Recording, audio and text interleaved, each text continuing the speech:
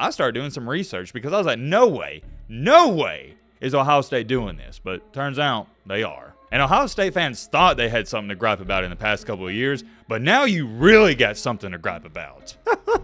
Some Michigan fan put in the comment section, I love this hire.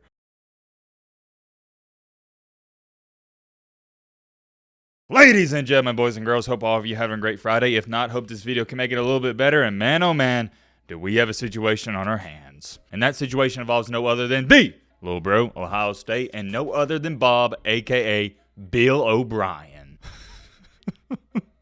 I'm sorry, but this is going to be an interesting video, to say the least. Oh my goodness, we got a lot to talk about involving Ohio State, a lot to talk about. And I'm really excited to get into this, if you can't tell from the tone of my voice, the energy in this video, because we haven't talked about Little Bro State in a while. It's been a minute. I'm sure most of my college football fans will, actually, now that I think about it, football fans in general know this. People hate Bill O'Brien. And do y'all understand how rare that is for a man to be hated by NFL and college fan bases? It's crazy. We got a lot to talk about there, and we also got a couple other minor topics to speak on in the college football world, and I don't even know if I can call this one minor, because I've had about 40 to 50 of you guys send this to me on Twitter and Instagram. Most of y'all know I do not, and let me repeat that, I do not like it when we got guys playing college football for 5, 6, 7 years. Hate it. It's bad for the game. College football was made for 18 to 22-year-old kids, that's it. And guess what? Just when I thought I've seen it all, we just had a college football player be granted a 9th season of eligibility. 9th. I can't promise you I'm not about to scream and go on a rant and tangent about that, because more likely I will. We also got some news involving Texas. You're going to want to see that. Strap in, buckle up. It's going to be a jam-packed video to say the least. But all right, man. Blah, blah, blah. Shut the crap up. Not up for that dope.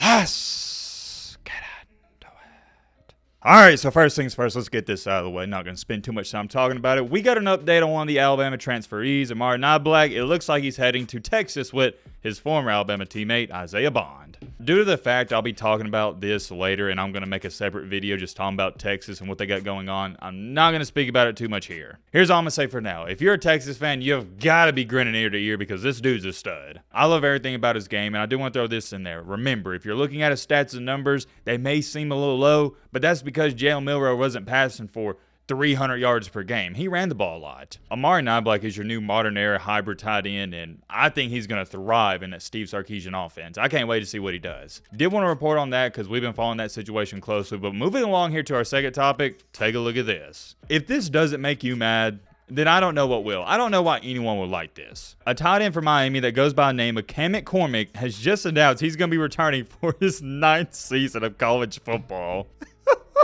Let me continue on reading this. He was in the same high school recruiting class as Rashawn Gary, Nick Bosa, and Jalen Hurts. What are we doing, man? What are we doing? Somebody said bro needs Social Security, not NIL. Someone said should see a nice raise on the vet minimum. I can't read the rest. No, bro, these comments are crazy. I'm not going to read off anymore. If you want to see the comment section, you're going to have to check it out for yourself. Let me lock in here, though, and get serious for a minute. 5 years is the limit for me where I'm like, okay, I'm cool with that. Even though 5 years is pushing it, I'll accept it. 6, 7 years, no. Hate it. Shouldn't happen. But this right here, we're not even talking about an 8th year. This is a 9th season of college football? I know some people are going to say, well, Matt, he didn't play 1 year, didn't. I don't care. 9 years is ridiculous. And here's another thing we need to address. This guy's had multiple season-ending injuries. And here's my question to Mr. Cam McCormick here. And it's nothing against you. It's just I don't like the rules the NCAA is doing. Like I said, hate the game, not the player. I don't hate the player in this situation. He's just going by the rules. But to McCormick here, seriously, my brother, how many signs do you need? And when I say signs, this is what I'm talking about. God has told you with these multiple season-ending injuries, hey, football's probably not in your future. Please, let me know in the comment section what y'all think about this. But when is enough enough? Your body, all the way up until this point, is completely fried. It's toasted. There's only so many injuries your body can withstand with still being able to play sports at a high level. There's a reason guys like Derrick Rose never bounce back. There's a reason why Klay Thompson, I know he's getting older, but have you noticed ever since his season-ending injuries, he's been pretty bad. And also, let me clarify on this. I don't hate it because Cam McCormick's getting to play another year of college football. No. I'm actually happy for the guy. The reason I'm hating this is because I'm looking at it at the perspective of he may be taking an opportunity away from an incoming freshman or somebody else, a 19, 20-year-old. This guy's got to be what? 26, 27 years old now? And as funny as it is to say, oh my goodness, a guy's playing college football for 9 years, on a serious note, best of luck to you. I hope you thrive and succeed. We'd love to talk about that some more, but we gotta get a move on to the main topic of Main Encore, main reason you clicked onto this video. What in the world is going on in Columbus, Ohio? Well, the short answer is Bob.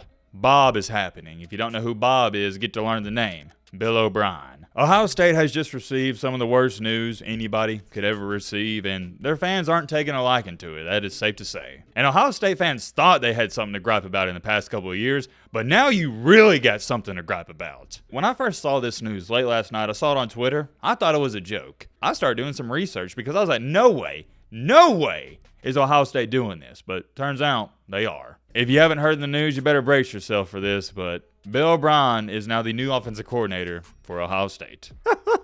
Some Michigan fan put in the comment section, I love this hire. This has been insanely controversial, especially on Twitter within the past, not even 24 hours, but the past 16 hours. This tweet right here from Pete Thamel got over 11 million views. Somebody said, how does this mother ever keep getting jobs? These comments are ruthless, and I could read off all of them, but you get the point. Ohio State fans, they're not too thrilled about it, and I understand why. How do I say this nicely? Bill O'Brien doesn't have the greatest track history I've ever seen. He completely blew up the Texans. As to how they recovered from that, I have no idea. He left them in terrible shape, but then he comes to Alabama, and this is where things get different for me. When he was offensive coordinator at Alabama, all I heard Bama fans all year long was cry about him. They complained about him. It was crazy. Every time during a Bama game you went to Twitter, he was trending, and not for a good reason. And all year long I did it. When he left, I did it, and currently still, to this day, I'm going to back up Bill O'Brien. I thought he was good at Bama. If I had a greatest performance at Bama, I'd give him a B+, and that's what I call good. But here's the kicker with that. Let me remind y'all before some of you freak out in the comment section, the standard at Alabama isn't good. It's great/elite. And here's what drove me crazy. Bama fans were blaming the Tennessee loss on Bill O'Brien.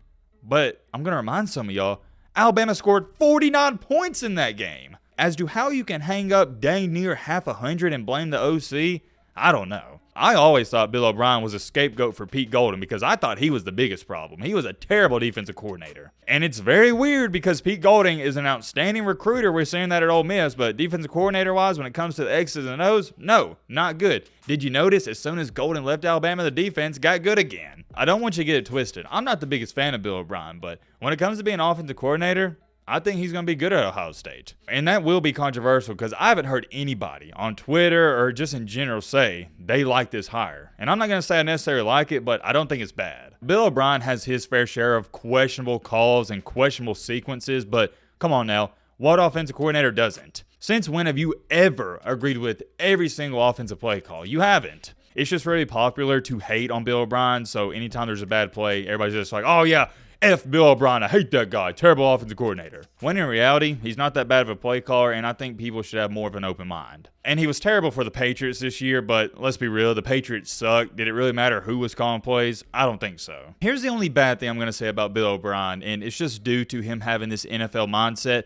When he was the offensive coordinator at Alabama, remember, we had Bryce Young, Heisman winning quarterback. And even Nick Saban said this, and I'll just say what he said word for word. We got to quote-unquote Bryce happy when he was there. What did Saban mean by that? Well, we was throwing the ball 40, 50 times per game when we was averaging about 6 yards per carry on the ground. There were times we would run the ball 3 straight plays, bust off 10, 15 yards per run, and then we pass it. Why? Keep running the ball. And that is the only thing I didn't like in Bill O'Brien necessarily, because he has this flaw where he thinks you got to have this NFL mindset at the college level when in reality you don't. You can run the ball in almost every single play and win a game. And I'm going to remind some of y'all, the year Bill O'Brien was at Alabama, we had Jahmyr Gibbs, and we used him a lot. He used him in a lot of great ways coming out of the backfield, but he should have used him way more. He won't have a Jahmyr Gibbs type of running back at Ohio State because Jahmyr Gibbs is a 101, but it'd be interesting to see how he uses Judkins and Travion Henderson. Because most of y'all know I love me some Travion Henderson. Can't get enough of him. And if you're an Ohio State fan, look for Henderson to get involved a lot in the passing game out of the backfield. I tell you this much though, and we're going to end off the video here. It's going to be very entertaining during all the games next year when Ohio State's playing to see Bill O'Brien trending every single game. It's going to be funny to say the least. Let me know your thoughts down below. But Robin!